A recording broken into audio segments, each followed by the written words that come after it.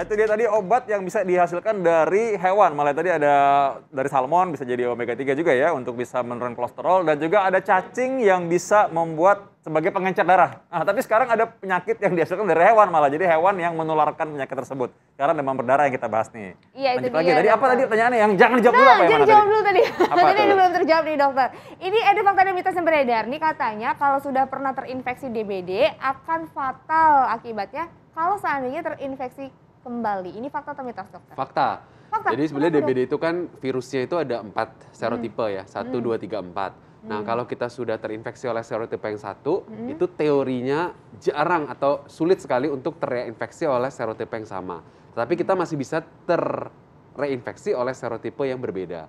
Nah, kalau kita terreinfeksi oleh serotipe yang berbeda tersebutlah, kita potensinya menjadi lebih berat dibandingkan dengan pada waktu pertama kali kita terinfeksi. Oh gitu, jadi penjelasannya dokter ya. Iya. Jadi Nah, apakah ini- mungkin ada nggak sih mungkin tanda-tandanya di awal kali Intan ya? Misalkan kan kita nggak tahu ya ini serotipe yang mana nih kan Yang mana, maksudnya. iya, Ada benar, bedanya nggak sih? Mungkin pemirsa perlu tahu tuh. Nah, kita nggak bisa membedakan karena pemeriksaan serotipe itu memang spesifik khusus. Jadi diambil dari darahnya, dari PCR-nya, kemudian kita tahu tipe serotipenya yang kena kemana. Hampir mirip seperti COVID lah. Kalau COVID itu kan kita tahu kan Omikron, Delta, dan bagaimana gitu ya. Nah, kalau sekarang, kalau dengue ya tadi 4 itu. Jadi kita nggak bisa tahu dari klinisnya, tapi kita bisa tahu dari pemeriksaan laboratoriumnya. Jadi gejalanya tetap aja mirip-mirip sebenarnya ya. Sama, gejalanya Awal-awalnya mirip-mirip. mirip ya berarti ya. Oke. Iya. Nah, ini ada fakta atau mitos nih. Katanya nih kalau orang terkena DBD, ini caranya untuk bisa cepat sembuh katanya dengan mengkonsumsi jus jambu merah. Ini fakta atau mitos? Nah, untuk ini mitos menghilangkan terbesar mitos ya. Jadi sepanjang zaman. Ya.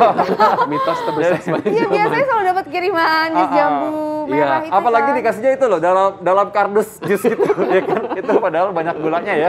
Jadi Aduh, ya itu mitos yang paling besar gitu ya. Jadi jus jambu itu nggak salah sebetulnya untuk dikonsumsi karena dalam jus itu ada 2 komponen. Ada komponen cairan dan yang kedua ada jambunya ya, vitamin gitu ya. Nah, yang kita butuhkan tuh memang 2 itu, yaitu cairan dan vitamin. Cairan itu untuk menjamin supaya ketika trombosit sedang turun, darah risiko untuk mengalami pengentalan sehingga menjadi komplikasi berat, nah dia tidak terjadi pengentalan darah tersebut. Jadi sebetulnya tidak salah dengan cerita jus jambunya.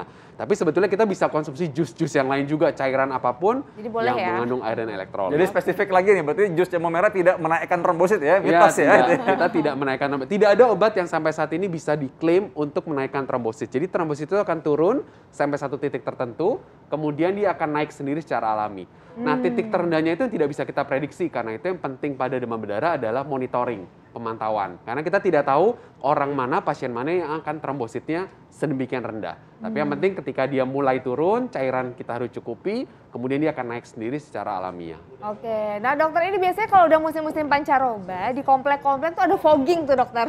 Ini fakta atau mitos dokter, kalau pengasapan atau fogging ini dapat efektif mencegah DBD? Ya, fakta. Jadi bagian dari cerita tadi kebersihan lingkungan, kan tadi faktornya nyamuk ya. Nah, fogging itu pengasapan untuk mengusir si nyamuk tersebut. Tapi tentu fogging ini dilakukan dengan benar ya, bukan fogging superficial saja, tapi memang di bagian yang kolam, kemudian bagian yang memang kotor, nah itu yang di fogging. Nah, dokter ini suka banyak orang yang mungkin tidak mengenali gejala awal, yang kedua mungkin menganggap enteng DBD sehingga tidak cepat mencari bantuan medis ya. Apa sih tipsnya kalau misalkan orang curiga nih tanda-tanda gejala DBD nih? Ya, jadi untuk pemirsa, jadi yang pertama demam tinggi mendadak tiba-tiba, kemudian ada waktu demam tinggi itu nggak perlu langsung datang ke dokter hari itu pertama kali. Karena kalau diperiksa di hari itu pun tidak ada pemeriksaan leukosit atau trombosit yang akan berubah. Kecuali kita bisa periksa NS1 gitu ya. Nah, tapi yang penting adalah hari keempat, hari ketiga akhir atau hari keempat dihitung dari hari demam tersebut. Kalau kita masih demam, segera datang memeriksakan diri ke dokter. Di saat itulah dokter perlu untuk melakukan pemeriksaan darah untuk mengkonfirm apakah memang ini condong ke arah DBD dan bisa memulai terapi cairan. Itu poin pertama. Poin kedua adalah selama 2-3 hari pertama itu cukupi kebutuhan cairan. Jadi karena kita demam, asupan turun.